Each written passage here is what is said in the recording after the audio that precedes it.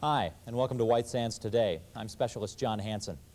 Government and industry came together as a 3-ton rocket left the Navy's Launch Complex 36 here on White Sands in a picture-perfect launch. The 52-foot-tall Starfire I rocket put on quite a show as it lifted 9 material and biological experiments into space. But overall, we're very happy with it, and until we get the payload back in, of course, and let the experimenters do their thing, we aren't going to know how successful it really was. So our part of it is to provide the wheels of the transportation, if you will, and we did that, and that worked very well, and we just hope that all of the experiments came out equally well. And well, we're really excited about it. We, as far as we know, everything went absolutely perfectly, and I'm sure these very eager scientists behind us are most anxious to see what they've got in terms of return, but from what we could tell, everything worked absolutely beautifully. We saw no problems at all. I think we had a record recovery. And I really want to thank, there's an awful lot of hard work that went into this thing. A number of people were involved. Our friends from EER gave us a really good rocket, a good ride. And the McDonnell people did a superb job of integrating it for us. The range people, especially the Navy test people, couldn't have been more cooperative. They really did a nice job for us. The launch was sponsored by the University of Alabama Huntsville's Consortium for Materials Development in Space. It was the 4th commercial rocket to blast off from the missile range. Well, ground was broken on the north end of White Sands for another wonder of technology. The Large Blast Thermal Simulator will copy some of the effects of a nuclear blast on military equipment. Dignitaries at the ceremony included New Mexico's Senators Pete Domenici and Jeff Bingaman, as well as Texas Representative Ron Coleman. Now, groundbreaking for new military facilities is a rarity in these days of congressional cutbacks, but Senator Domenici told the group on hand that projects like the LBTS are still necessary.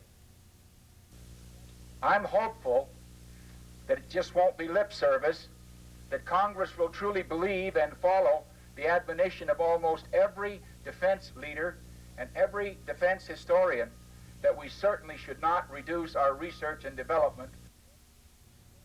The 200-yard-long testing facility should be completed by 1994. Well, a favorite target of air defense artillery has bid farewell to the missile range. When the last remote-controlled F-100 fighter was shot out of the sky at White Sands, it ended 6 years of target duty for the old Air Force workhorse.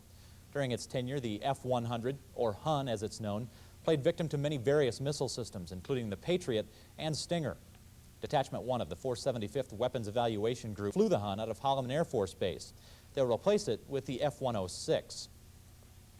Mother Nature wreaked havoc across southern New Mexico earlier this fall, and a flash flood virtually destroyed the Aguirre Springs recreation area near White Sands. Now, although much of the damage seemed irreparable, it was just another day in the office for some hard-working Navy Seabees. This particular unit here, over the last 3 years, has been out in the field probably 7 months out of the year working on this type of projects, either heavy equipment, building, electrical, plumbing, surveying work, steel work. So we have a variety of skills in our CB unit. This weekend we'll open up the road, as you can see behind me, there's a lot of debris. We'll have it open for the park over this weekend. These naval reservists out of El Paso did clear the roads that run through Aguirre Springs. They built new drainage ditches, and with the help of some Boy Scouts, they cleaned up the area for public use. Turkey dressing and pumpkin pie. It just wouldn't feel like Thanksgiving without them. And while the holidays can be a rough time for soldiers who are away from home and family, the Post Chapel on White Sands made sure no one went without a Thanksgiving dinner. Volunteers and community leaders, including Post Commander Brigadier General Richard Wharton, served up the big feast.